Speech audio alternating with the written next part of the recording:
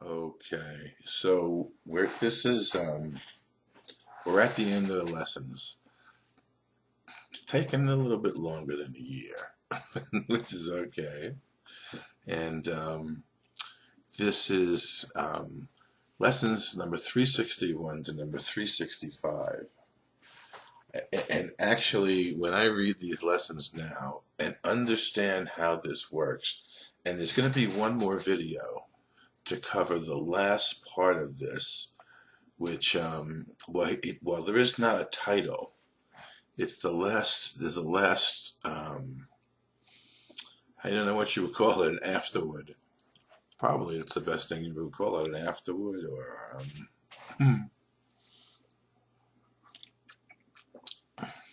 is it a prologue? I don't know. Is that one to come before an afterlog? I don't really know.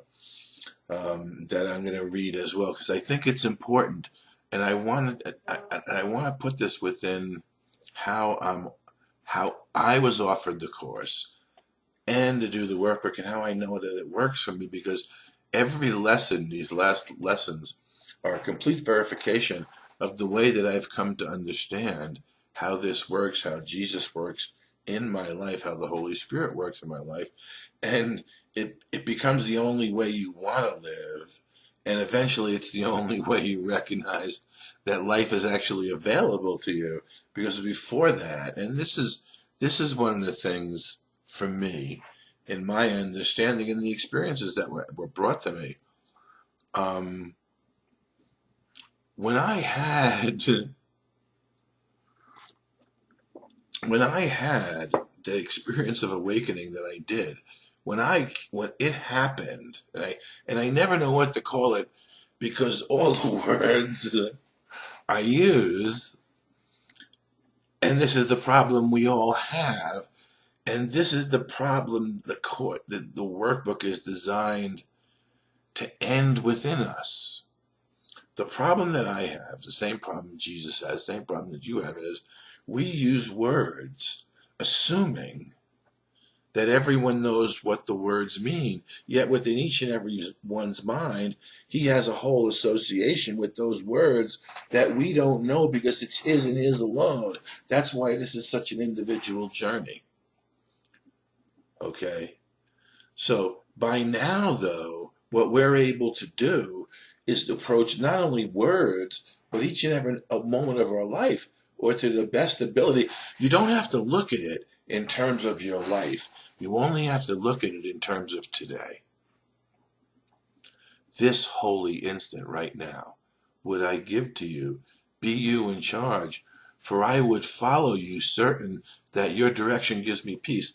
Now, it's interesting to me that these last few lessons, which Jesus says are, done with as few words as possible, are very active lessons. They're not just sitting here contemplating something. Listen to what he says. If I need a word to help me, he's going to give it to me. If I need a thought, that will he give also. And if I need but stillness and a tranquil open mind, these are the gifts I will receive. He is in charge by my request, and he will hear and answer me, because he speaks for God, my Father, and his Holy Son. Now, here we are. This is lesson number 361, 362, 363, 364, 365. And it was leap year. It would be 366 as well. Okay? This will become our constant practice, because when we read the next part, you'll understand why there's no necessity to be doing this again, because the joy is now going to be in the ability to live each day sufficient unto itself, so that our mind, having trained it in a way, and now utilizing let's call the power of our mind, decision, desire, okay? In the way of Master, they talk about things more in terms of desire and passion. The Course talks about in terms of decision and will, okay? Yet we're talking about the same thing. People, and there's the reason why. The reason why is the reason why I said in the beginning. Because people hear particular words in a way that associate with them, that either allow them to understand and feel. Their mind, their thinking becomes connected and aligned with their feeling. And there are certain words that allow them to do that. And the Course in Miracles uses will and decision. Way of Mastery uses passion and desire. Fundamentally, we're just trying to align the thinking with the experience, the heart, the feeling, so that decisions can be made not based on what's going on in our mind, because we've freed it now and we're in a condition of being aware. We come in honesty to him and say, we didn't understand. I didn't understand the life I was leading was really death and not life until I woke up. Now I'm here to share my experience, my hopes, and the strength that I've received from accepting the truth of these teachings and allowing the strength to come from the one mind that we share with Christ. Now I've begun to understand. In that experience, I understood I was doing it completely backwards. And then through the workbook of Course in Miracles, I've learned to learn. This is what this is going to say. And ask him to help us to learn his lessons through the voice of his own teacher. Yes, he knows. He's gone beyond where we are. Jesus was a man. An illusion of a man like all of us, yet Jesus subjected himself, as we did by consent, to being an illusion of a man, to go beyond that illusion, to become the voice of God's own teacher, so that he could tell us how he learned to learn, what he learned to use to coordinate, triangulate, and align with the will of God, and then live each day in the condition of being certain that if he stayed within that, it would be given him to know what to do. And the purpose and meaning in his life, being in that communication, didn't give him the need and necessity to meander in thoughts about things in the world, because he was imbued through the communication with the joy of the meaning and the love that we are in reality right here. That's what we can do. And if no matter what it is in the mundane world, and notice there's no place in there that says, and now you can go and teach this to other people. It's about learning. Would he hurt his son, or would he rush to answer him and say, this is my son, and all I have is his? Yes, this harkens back to the prodigal son. Be certain he will answer, yes. Now the training is, and this is why we have to get beyond the formality of the lesson and learn to use our own trust, our own determination, the power of our own decision to show that it is in us, not in the book, and you can do this. Yeah, it's trial or error. Take it out for a test drive and do it. Stop going back. Let the day be sufficient unto itself. Utilize this now open. If I need them, and more than that, no one can ever have. For in these words is all there is, and all that will be throughout all time. Listen, the communication you have with God and all your brothers is all there is. Everything else is an illusion. None of it's so, and our only function here is the salvation of the world, our own salvation, the salvation of the world, by reestablishing communication and living to the truth of that communication. Not trying to change anything, including the script in which we're participating in, but allowing the voice for God to speak to us and then through us.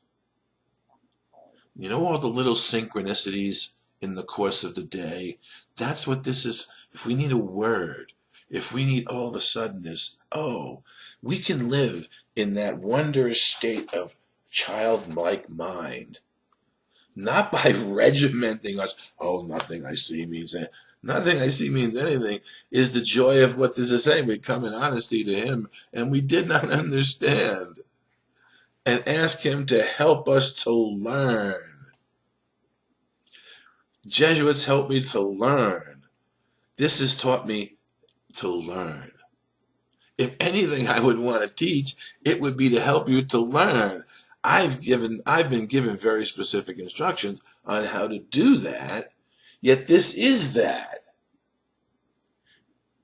Now, I don't need to save you. You're already saved. I don't need to tell you what to do. You already have a guide within you, and you could spend the next 6 days training your mind so that we can get on with this and have it be individualized. Not that we can do the dirge. Oh, I've just read some of it. Well, today I finished the Course in Miracles for the 4th time.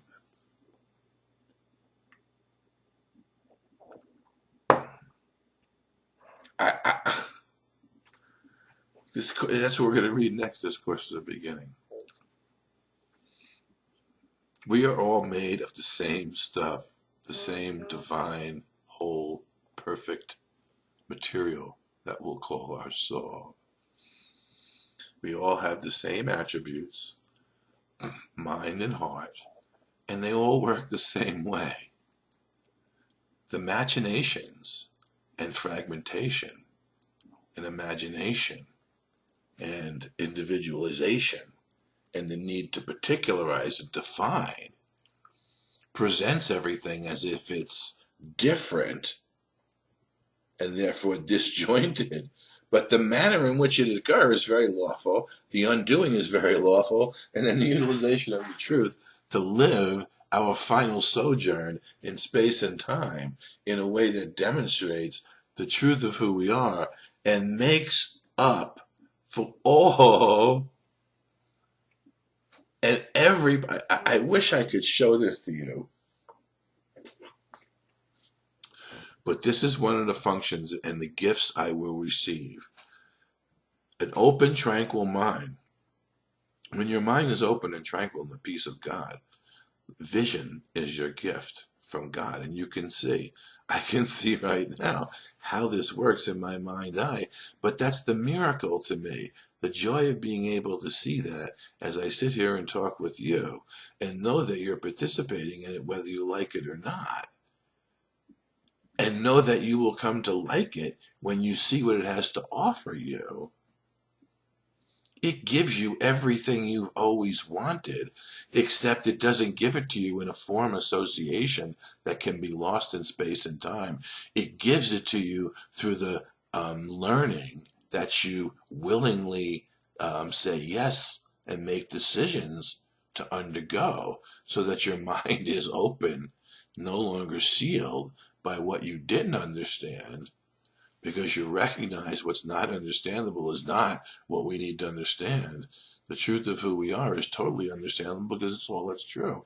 And then that which is not understandable simply becomes what we laugh at in the course of the day, because it doesn't have the ability to bother us. We're in touch with the source of meaning in our life, in a direct flow of communication that is life. And this will take us beyond the need to be crucified once again and living in the resurrection. Together we will. I don't know how. This is the joy of what it is that we're doing. I don't know how it will occur. I do know it occurs. I don't know how it will occur to you. If I told you, you would try to live to the form. I do know it occurs to you. And the joy of the utilization of these last lessons is the open-mindedness that you're going to take to the rest of the days, each day being sufficient unto itself, with the lesson brought to you that you can be learned quite readily because you've already done the work to teach yourself how to learn, accepted the joy in learning, become a happy learner, and now you're meeting the day in an entirely different way for an entirely different purpose than you did once before. This is my son, and all I have is his. And wait until you start to begin to glimpse all that your Father has to give and all that is yours. it'll make everything in the world pale and shadowy. And yet, it'll allow you the ability to use everything that you're given in the world for the joy of expressing the truth of the experience that you have when you know of the abundance and love that is your inheritance from your Father's storehouse. And now we can walk around. And the joy is in the communication. Each moment of communication is a moment of rejuvenation.